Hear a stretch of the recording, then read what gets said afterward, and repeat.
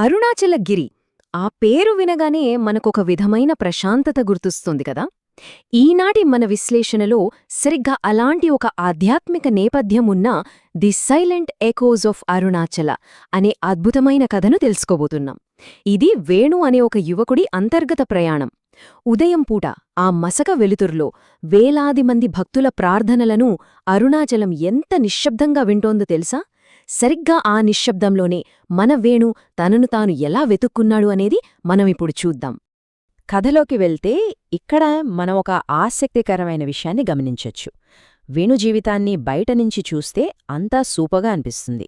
మంచి చదువు, మంచి ఉద్యోగం, చక్కటి కుటుంబం, ఇంకేం కావాలి అంటాం కదా మనం. కానీ అసలు ప్రాబ్లమేంటంటే ఇదంతా బయట మాత్రమే. లోపల మాత్రం అతను ఏదో దారి తప్పినట్లు, ఏదో తెలియని వెలితి, ఒక రకమైన శూన్యతతో బాధపడుతున్నాడు. ఇన్ని ఉన్నా ఎందుకో శాంతి లేదు. బహుశా ఇలాంటి పరిస్థితి మనలో చాలామందికి ఎప్పుడో ఒకప్పుడు ఎదురయ్యే ఉంటుంది.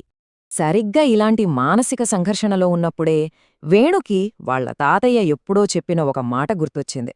అదేంటంటే, ఒక్కసారి గిరిప్రదక్షిణ చేస్తే చాలురా నీ మనసుకు ప్రశాంతత దొరుకుతుంది అని. ఆ మాటలు అతని ఆలోచనల్లో అలా ముద్రించుకుపోయాయి. తన లోపలున్న ఆ వెలితిని పూడ్చుకోవడానికి ఈ పాత జ్ఞాపకమే ఒక పెద్ద టర్నింగ్ పాయింట్గా మారింది అనొచ్చు. ఇంతకీ ఈ గిరిప్రదక్షిణ అంటే ఏంటి? అంటే అరుణాచల గిరి చుట్టూ భక్తితో, మౌనంగా లేదా దేవుణ్ణి ప్రార్థిస్తూ నడవటం. ఇది కేవలం దేవుడి చుట్టూ తిరిగే ఒక మామూలు నడక కాదండి. అదొక చాలా పవిత్రమైన ఆధ్యాత్మిక సాధన. తన మనసులో ఉన్న అశాంతికి ఈ మార్గంలోనే ఏదో ఒక సమాధానం దొరుకుతుందని వేణు గట్టిగా ఫిక్స్ అయిపోయాడు. అక్కడ్నుంచే అతని వ్యక్తిగత ప్రయాణం మొదలైంది. ఇక ఈ ప్రయాణం ఎలా సాగిందో ఆ కాలాన్ని మనం ఒకసారి చూద్దాం. రాత్రిపూట ఆ చల్లటి వెన్నెల్లో మొదటి అడుగుపడింది. నెమ్మదిగా నడక మొదలైంది. కాని అర్ధరాత్రి అయ్యేసరికి, అంటే కరెక్ట్గా సగం దూరం వెళ్లేసరికి అతనికి విపరీతమైన అలసటొచ్చేసింది. ఆ తర్వాతే ఎట్టకేలకు తెల్లవారుజామున సూర్యోదయం టైంకి ఆ నడక పూర్తయింది. ఆ సుదీర్ఘమైన రాత్రి, ఆ మట్టి బాటమీద గడిచిన ఆ సమయం వేణు మనసులో ఎలాంటి మ్యాజిక్ చేసిందో ఇప్పుడు తెలుసుకుందాం. ఒక్కసారి ఆ నడిచేదారిలో వాతావరణం ఎలా ఉందో ఊహించుకోండి. పైన చల్లటి వెన్నెల, కింద మట్టిబాట. చుట్టూ చూస్తే ఓం నమశివాయ అనే మంత్రధ్వనులు. కొందరు భక్తులు గట్టిగా జపం చేస్తూ నడుస్తున్నారు, ఇంకొందరు ఏమీ మాట్లాడకుండా సైలెంట్గా ప్రార్థిస్తున్నారు. అక్కడ పడే ప్రతి అడుగు ఒక ప్రార్థనలాగే అనిపిస్తుంది. ఆ అద్భుతమైన వాతావరణం నెమ్మదిగా వేణు ఆలోచనలను మార్చేయడం మొదలుపెట్టింది. అయితే ఈ ప్రయాణం అంత ఈజీగా ఏమీ సాగలేదు. సగం దూరం వెళ్లాడో లేదో వేణుకి శరీరం పూర్తిగా అలిసిపోయింది. కాళ్ళు నొప్పులు పుడుతున్నాయి. బాబోయ్, ఇంక నేనింత దూరం ఎలా నడవగలను అన్న భయం మొదలైంది. శారీరకంగా, మానసికంగా అతను పూర్తిగా బ్రేక్ అయిపోయిన క్షణమది. ముందడుగు వేయడం ఇంక నా వల్ల కాదు అనిపించింది. మనం ఏదైనా లక్ష్యం వైదు వెళ్తున్నప్పుడు మధ్యలో ఖచ్చితంగా ఇలాంటి ఒక పెద్ద డౌట్ వస్తుంది కదా. ఇది కూడా అంతే. సరిగ్గా ఆ నిస్సహాయ స్థితిలో ఉన్నప్పుడు అతని పక్కనే నడుస్తున్న ఒక వృద్ధుడు చిరునవ్వుతో ఒక మాటన్నాడు. ఆ మాట విన్నాక వేణు నిజంగానే ఆశ్చర్యపోయాడు. అదేంటంటే, బాబూ, మనం కొండను చుట్టట్లేదు, మన మనసును మనం చుట్టుకుంటున్నామని. ఎంత లోతైన మాట కదా అది. ఆ ఒక్క వాక్యంతో అప్పటివరకు వేణు ఆలోచిస్తున్న తీరు పూర్తిగా మారిపోయింది. ఈ నడక అనేది కేవలం రాళ్ళు, మట్టి ఉన్న ఒక కొండ చుట్టూ కాదు, తన సొంత ఆలోచనల చుట్టూ, తన అంతరంగం చుట్టూ జరుగుతున్న ప్రయాణం అని ఆ పెద్దాయన చాలా సింపుల్గా అర్థమయ్యేలా చెప్పాడు. ఆ మాటలు విన్నాక ఇంకేముంది, వేణులో ఎక్కడలేని ఎనర్జీ వచ్చేసింది.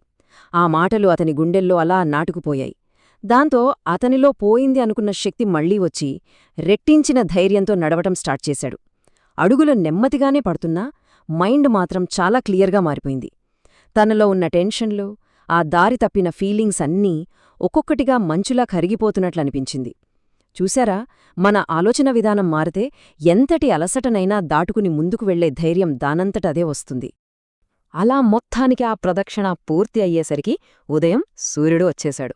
వేణు మళ్లీ ఆ గర్భగుడి ముందు నిలబడ్డాడు. కాని ఇక్కడ ఒక సర్ప్రైజింగ్ విషయం ఏంటంటే, ఈసారి తను దేవుణ్ణి ఏమీ అడగలేదు. నాకు అది కావాలి, ఇది కావాలి అని కోరుకోలేదు. ఆ రాత్రి తనకు కలిగిన ఆ అద్భుతమైన అనుభవానికి కేవలం మనస్ఫూర్తిగా కృతజ్ఞతలు మాత్రమే చెప్పాడు.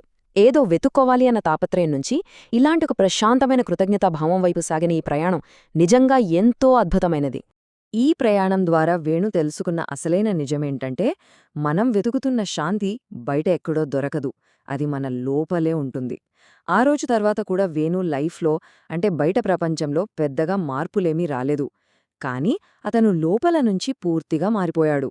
ఎందుకంటే ఆ ఒక్క రాత్రి చేసిన ప్రదక్షిణలో తానెవరో తను కనుక్కున్నాడు. నిజమైన అంతర్గత శాంతి అనేది బయట జరిగే పరిస్థితుల మీద కాకుండా మన మనసును మనం ఎలా అర్థం చేసుకుంటున్నాం అనే దానిమీదే ఆధారపడి ఉంటుందని ఇది స్పష్టంగా చెప్తోంది. అక్కడ ఎక్కడో ఆ అరుణాచలగిరి ఇప్పటికీ అలాగే నిశ్శబ్దంగా నిలబడి ఉంది. బహుశా ఇంకో మనసు తనను తాను కనుక్కునే వరకు ఎదురుచూస్తుందేమో. వేణు అయితే తన మనసును తాను చుట్టుకుని ప్రశాంతతను పొందాడు. మరి మనం? మన ఆలోచనల చుట్టూ మనం ఎలా ప్రయాణిస్తున్నాం? మనలోని అశాంతిని దూరం చేసుకుని ఆ అంతర్గత శాంతిని మనం ఎప్పుడు కనుక్కోబోతున్నాం? ఒక్కసారి ఆలోచించండి. మన లోపలికి మనం చేసే ప్రయాణమే అత్యంత అద్భుతమైనది. విన్నందుకు ధన్యవాదాలు.